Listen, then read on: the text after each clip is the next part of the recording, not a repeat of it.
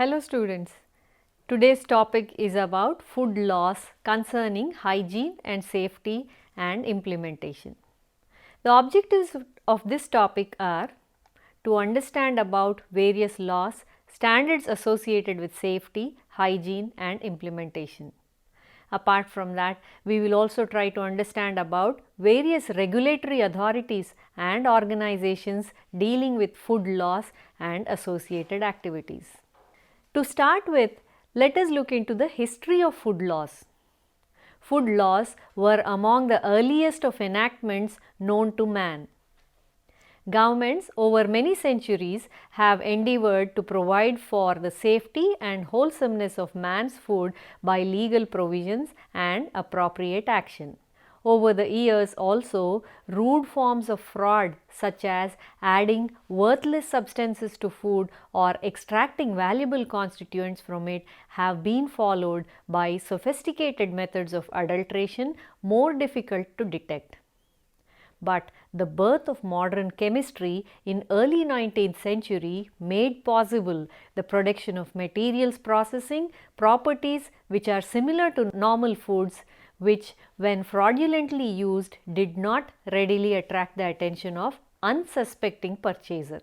Later, better analytical methods were used in food control work to detect adulterants. When scientists demonstrated that some adulterants were dangerous to health, the aroused public demanded laws that would protect both their health and prevent fraud. Food laws in one form or another, such as religious tenets or prohibitions, were inherent in all ancient civilizations and have come down to us from the early times itself. It was not until the late 19th and early 20th century, with the urbanization of societies and depopulation of rural areas, that food laws as understood today were prepared. This process was hastened by pressure that developed as the public rebelled against the generally unhygienic conditions of the period. Since the end of World War II, there have been major changes in the food industry, and this development continues till today. At the same time, our knowledge of the risks, actual and potential, has considerably increased. Reorientation and further consolidation of food laws have therefore become necessary to protect the health of the consumer from the many new risks to which we are exposed and over which we have little personal control. So this was about the history on how the food laws have come into existence.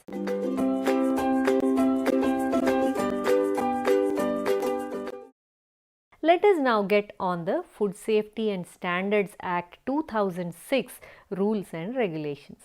The Food Safety and Standards Act received the assent of the President on 23rd August 2006 and came into effect on 5th August 2011. All the provisions of the Act have come into force except one section which deals with genetically modified foods, organic food, functional foods, proprietary foods, etc. The Act officially repeals regulatory framework established by previously existing 8 food laws. The 8 food laws which have come into the umbrella of FSSAI are Prevention of Food Adulteration Act 1954, Fruit Products Order 1955, Meat Food Products Order 1973, Vegetable Oil Products Order 1998, Edible Oils Packaging Order 1988, Solvent Extracted Oil, De-oiled Meal and Edible Flour Order 1967, Milk and Milk Products Order 1992, Essential Commodities Act 1955. All these 8 laws were consolidated into Food Safety and Standards Rules and Regulations 2011 under a single regulator, that is the Food Safety Standards Authority of India. Let us just learn about what this Act is all about. The main objective of the Act is to consolidate the laws relating to food and to establish the Food Safety and Standards Authority of India for laying down science-based standards for articles of food and to regulate their manufacture, storage, distribution, sale and import to ensure availability of safe, wholesome food for human consumption and for matters connected therewith. The Act puts in place a unified structure for all food safety related matters in form of FSSAI at the center and Commissioners of Food Safety at the state level. The law is significant in ensuring quality food to consumer. It also protects consumer interest by prohibiting misleading advertisement and penalizing adulteration. In other words, the Act seeks to enhance quality of food related information to consumers, and also by setting standards which, when effectively enforced by commissioners in the state, would result in increased consumer welfare. The Act is applicable to anyone who handles food processes, manufacturers, sales, services, stores, distribution, transportation or import of food or any food related products. The Act consists of 101 sections under 12 chapters and 2 schedules. General provisions with regard to articles of food are covered under the FSS Act 2006. In this, we will see about any article of food which should not contain any food additive or processing aid unless it is in accordance with the provisions of the Act. And food additive, it means any substance not normally consumed as a food by itself or used as a typical ingredient of the food, whether or not it have nutritive value. Processing aid means any substance or material not including apparatus or utensils and not consumed as a food ingredient by itself, used in the processing of raw materials, foods or its ingredients to fulfill a certain technological purpose during treatment or processing, and which may result in non-intentional but unavoidable presence of residues or derivatives in the final product. It also says that no article of food should contain any contaminant, naturally occurring toxic substances or toxins or hormones or heavy metals in excess of such quantities as may be specified by the Food Safety and Standards Regulation 2011. It also says that no article of food should contain insecticides or pesticide residues, veterinary drug residues, antibiotic residues, solvent residues, pharmacological active substances and microbiological counts in excess of tolerance limit as may be specified in the regulations. It also says that no insecticide should be used directly on article of food except fumigants which are registered and approved under the Insecticides Act 1968. It also says that no person should manufacture, distribute, sell or expose for sale or dispatch or deliver to any agent or broker for the purpose of sale any packaged food products which are not marked or labelled in the manner as specified by the Act.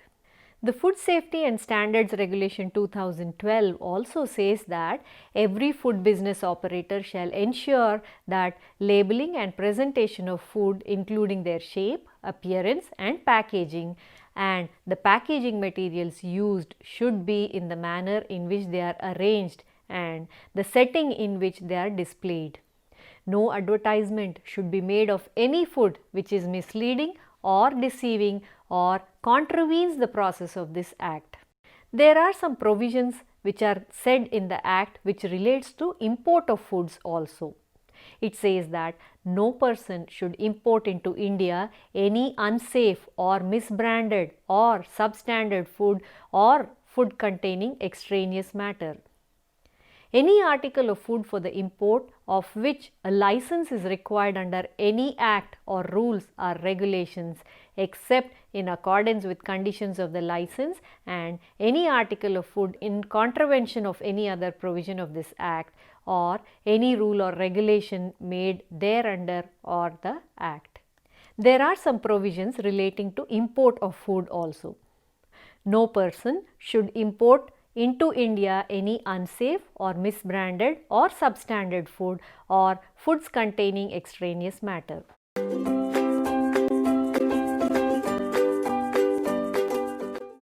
There are some special responsibilities as to food safety.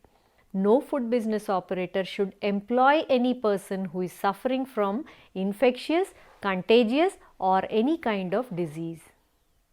No food business operator should sell or offer for sale any article of food to any vendor unless he also gives a guarantee in writing about the nature and quality of such article to the vendor. It also says that any food which is unsafe or a part of a batch, lot or consignment of the food of the same class or description should be presumed that all the food in that batch, lot or consignment should be considered unsafe. It says that general hygiene and sanitary practices should be followed by the food business operators and covered under the Schedule 4 of the licensing regulations. Let us now look at liability of the manufacturers, packers, wholesalers, distributors and sellers. The wholesaler or distributor will be liable under this Act for any article of food which is supplied after the date of its expiry. It shouldn't be stored or supplied in violation of the safety instructions of the manufacturer. Unsafe or misbranded, unidentifiable of manufacturer from whom the article of the food have been received. The seller will be liable for any article of food which is sold after the date of its expiry, handled or kept in unhygienic conditions. There are some compliances also which come under the FSS Act. The first one is registration or licensing of food vendors.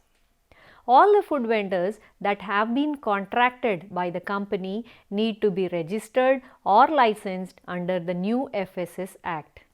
Any vendor that operates only in one state needs to get registered with the FDA of the respective state, and for vendors who operate in more than one state need to register with the Central Food Safety Authority. The second compliance to be followed is registration or licensing of a corporate canteen or a cafeteria if being run. Under this, it says that if any food items are being cooked, manufactured in the corporate canteen should be registered and licensing of the corporate canteens also should be done. The third compliance is adoption of food safety management system plan by the vendor. Under the Act, it is mandatory that for every food manufacturer to prepare a food safety management system plan. This plan, if prepared, will ensure the quality of monitoring of the food produced across the entire food manufacturing process.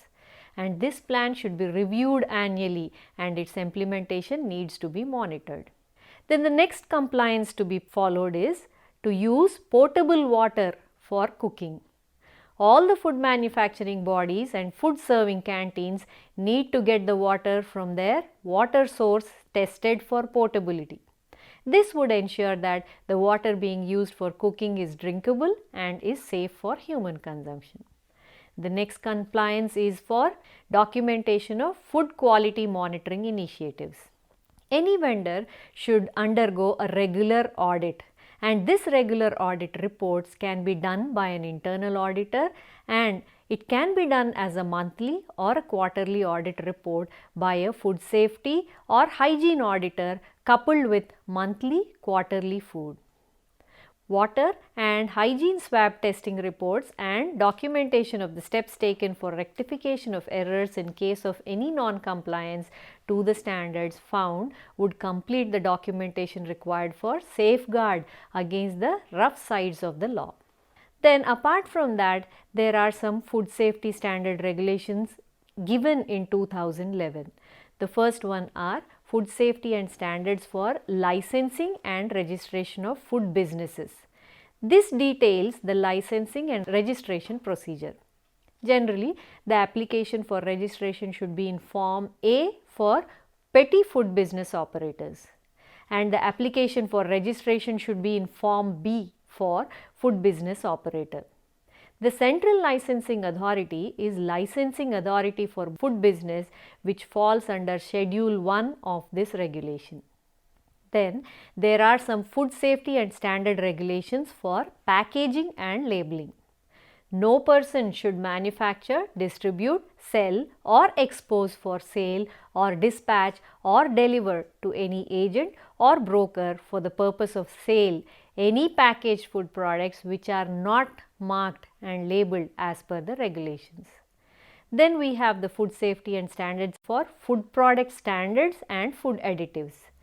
This act says that no article of food should contain any food additive or processing aid except in accordance with the regulations.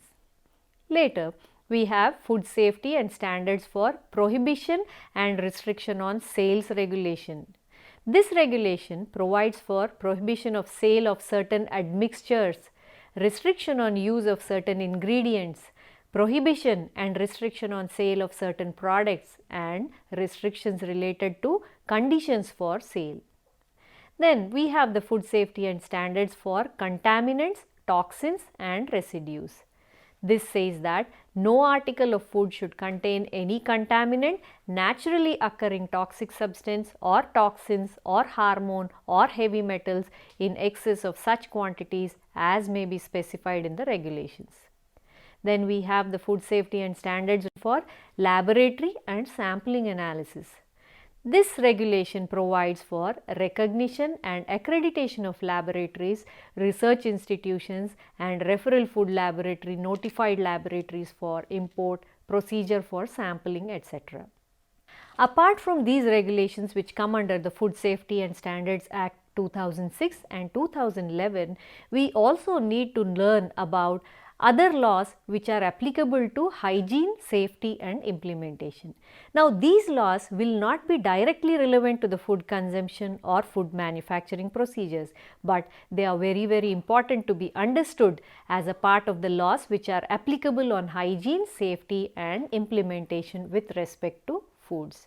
First one is legal metrology laws, which deals with the weights, units of weighment and measurement, methods of weighment and measurement, weighing and measuring instruments, and in relation to mandatory technical and legal requirements which have an objective of ensuring public guarantee from the point of view of security and accuracy of weighments and measurements. Then we have the environmental laws, which are very complex and interlocking bodies of statutes, common laws, treaties, conventions, regulations and policies which very broadly operate to regulate the interaction of humanity and the rest of biophysical or natural environment.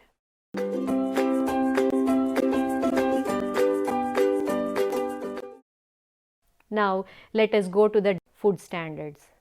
We have Bureau of Indian Standards, which is the national standards body of India working under the aegis of Ministry of Consumer Affairs, Food and Public Distribution, Government of India. It is established by the Bureau of Indian Standards Act 1986, which came into effect on 23rd December 1986. The organization was formerly called as ISI, Indian Standards Institution. One of the major functions of the Bureau is formulation, recognition and promotion of Indian standards. Product certifications are to be obtained voluntarily from the Bureau of Indian Standards. So, the certificates are mandatory to be obtained from the Bureau of Indian Standards. Then we have the International Organization for Standardization. It is also called as ISO. ISO has published ISO 22000 Food Safety Management Systems requirements for any organization in the food chain with a view to provide framework for internationally harmonized requirements for systematically managing safety in food supply chains. Consequent to the publication of ISO 22000, BIS has adapted this ISO 22000.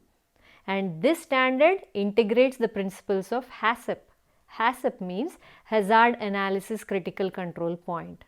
So, this standard integrates the principles of HACCP and Codex Alimentarius Commission and combines the HACCP plan with prerequisite programs and is fully compatible with the quality management systems as per ISO 9001. BIS has launched Food Safety Management Systems certification that is ISO 22000 scheme, which envisages grant of FSMS certifications license to organizations according to ISO 22000. We have another law, that is AGMARK. The word AGMARK is derived from agricultural marketing. The AGMARK standard was set up by Directorate of Marketing and Inspection, Ministry of Agriculture, Government of India, by introducing an Agricultural Produce Act in 1937. The word AGMARK seal ensures about the quality and purity of food products. The quality of the food product is determined with reference to size, variety, weight, color, moisture, fat content and other factors which are taken into account. It also covers quality assurances of unprocessed, semi-processed and processed agricultural commodities. AGMARK lays down the specifications for various adulteration-prone commodities like butter, ghee, vegetable oils, ground spices, honey, wheat, etc. AGMARK also covers pulses, cereals, makhana, vegetable oils, fruits and vegetables, roasted Bengal gram, vermicelli, macaroni and spaghetti. Blended edible oils and fat spread are compulsorily required to get certification under AGMARK. Products available under AGMARK are pulses, wheat products, vegetable oils, ground spices, whole spices, milk products, honey, compounded asafoetida, rice, tapioca, sago, seedless tamarind and gram flour. Grading of these commodities is voluntary. On the other hand, grading of commodities like tobacco, walnut, spices, basmati rice, essential oils, onion, potatoes are meant for export is compulsory under AGMARK. So, after BIS and AGMARK, we will see about Codex. Codex Alimentarius Commission is an international body constituted by Food and Agricultural Organization and World Health Organization of United Nations with an objective to protect health of consumers and to ensure fair practices in the food trade. Codex prescribes international standards for safety and quality of food as well as codes of good manufacturing practices, guidelines to protect health of consumers. Codex standards usually relate to product characteristics and may deal with all government regulated characteristics which are appropriate to commodity or only one characteristic. Maximum residue limits for residues of pesticides or veterinary drugs in foods are examples of standards dealing with only one characteristics. There are Codex General Standards for food additives and contaminants and toxins in foods that contain both general and commodity specific provisions. Then we have the next standard, that is HACCP, Hazard Analysis Critical Control Point, which is a process control system designed to identify and prevent microbial and other hazards in food production. It includes steps designed to prevent problems before they occur and to correct deviations as soon as they are detected. Such preventive control system with documentation and verification are widely recognized by scientific authorities and international organizations as the most effective approach available for producing safe food. HACCP involves a systems approach to identification of hazard assessment of chances of occurrence of hazards during each phase: raw material procurement, manufacturing, distribution, usage of food products and in defining measures for hazard control. In doing so, the many drawbacks prevalent in the inspection approaches are provided and HACCP overcomes shortcomings of reliance only on microbial testing. HACCP also enables the producers, processors, distributors, exporters, etc. of food products to utilize technical resources efficiently and in a cost-effective manner in assuring food safety. Food inspection too would be more systematic and therefore hassle-free. It would no doubt involve deployment of some additional finances initially, but this would be more than compensated in the long run through consistency and better quality and hence better prices and returns. Then lastly, we have ISO 9000. Implementation of the ISO standards enables export enterprises in developing countries to offer products or services that meet well-defined needs, satisfy consumer expectations, comply with applicable standards and specifications, as well as conform to requirements in regard to health and safety, protection of environment and conservation of energy and materials. All these at lower cost and higher levels of efficiency. Application of ISO 9000 in fruit and vegetable processing industry and ISO 9000 series of standards are generic standards and are applicable equally both to manufacturing as well as service industries. Under individual circumstances, these need to be tailored to meet the requirements specific to each industry. The fruit and vegetable processing industry has its own special features such as variable quality of raw material due to its agricultural origin, limited shelf life of both raw materials and final product, importance of packing and storaging to maintain the products safe for human consumption, need to maintain proper hygienic conditions during manufacture, storage and distribution, as well as these products are often liable to microbial contamination and toxin development. In addition, food additives are added to enhance appeal and shelf life, and if these are not judiciously controlled, they may prove to be harmful. These special features need to be given due consideration while orienting ISO 9000 to any kind of food industry. Then there are some kinds of regulatory authorities which will be monitoring the activities of Food Safety and Standards Act, that is the Ministry of Food Processing Industries. We also have some organizations related to the industry which also keep on monitoring these food laws. Some of them are National Institute of Food Technology, Entrepreneurship and Management, it is called as NIFTEM. Then Indian Institute of Crop Processing Technology, that is IICPT, Indian Grape Processing Board and National Meat and Poultry Processing Board, NMPPB, and APIDA, that is Agricultural and Processed Food Products Export Development Authority.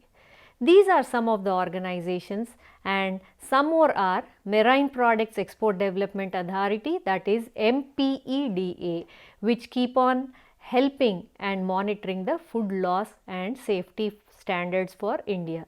People from these institutions also participate in legalizing a framework for the food safety laws in India. To summarize and conclude the entire topic, we should know that food safety is an important social and health priority for any country.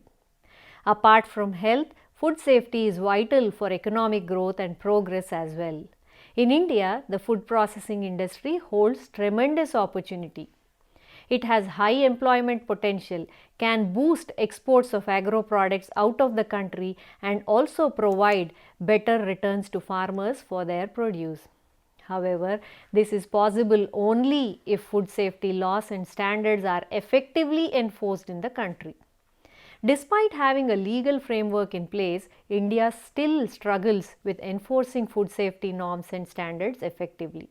Therefore, it is very important to go forward with a collaborative effort between centre, states and the private sector to address the challenge of food safety in the country by generating new knowledge that would help in continuously updating and upgrading the food safety standards which are compatible with international organizations, and by carrying out evidence-based studies for improving or building policies. Thank you.